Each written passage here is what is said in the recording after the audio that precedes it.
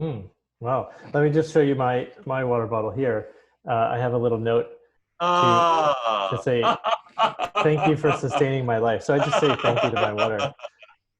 I'm curious about your own, like, what do you do to your water? What do you say or think?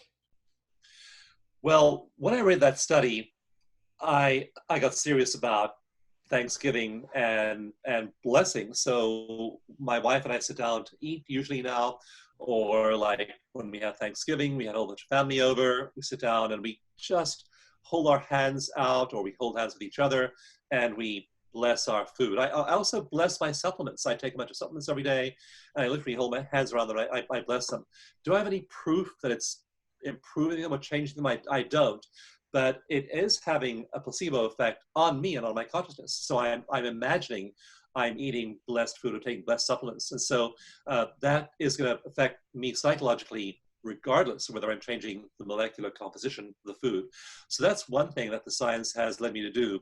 The other, the other thing that the science has made me aware of is the immense power of positive and negative thinking. And I just want to really, for those of you who are listening, I want to really hammer this point home. Your negative thinking is not without consequence, and your positive thinking is not without consequence. And one of the consequences is things like telomere length, stem cell production, beta amyloid plaques in the brain. In a study published recently, the researchers looked at all the risk factors for Alzheimer's and the deposit of those Alzheimer's beta amyloid plaques in the brain. So they looked at all the lifestyle factors, all the dietary factors, exercise factors, risky behavior factors, and they matched them all up with the amount of beta amyloid plaques developing in the brains of these subjects. And they found that of all of those things that affect the deposit of beta amyloid plaques in the brain, one thing was more influential than all the other things. That one thing was negative thinking. That negative thinkers had higher amounts of beta amyloid plaques in their brains, and the relationship was scaled. Now, this is really important. Wow. Scaling just means when one thing gets bigger, something else gets bigger. And when negative thinking increased, beta amyloid plaques increased. In other words, negative thinking was associated with beta amyloid plaques, and more negative thinking was associated with more beta amyloid plaques. And so that little thought you have, I'm just going to complain about, my stock portfolio going down.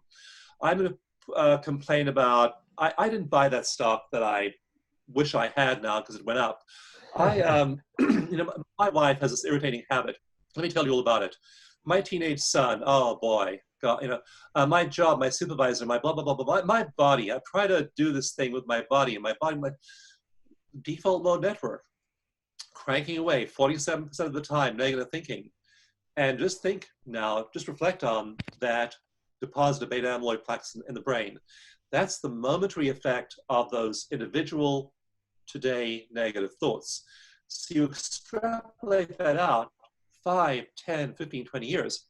One other study, a big 30-year study of mood and personality, found that optimists, people with a positive explanatory framework about the world, are 60% more likely to reach the age of 85 than pessimists. And once they do, they live 10 years longer on average. 10 years longer, influenced and associated with their thinking. So you can't afford one negative thought.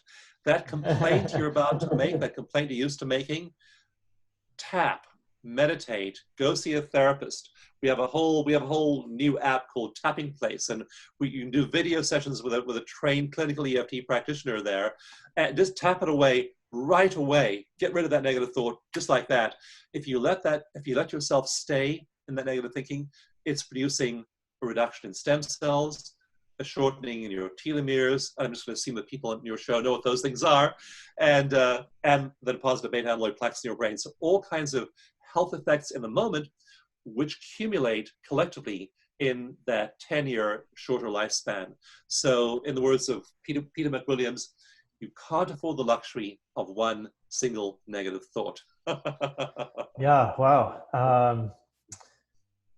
I hope people that this lands for people, because going back to the beginning of our conversation, you know, I think if you can eliminate the negative thoughts, then your actions and your identity and everything else associated with that changes too. And it's such a knock-on effect, a domino effect when you can do that.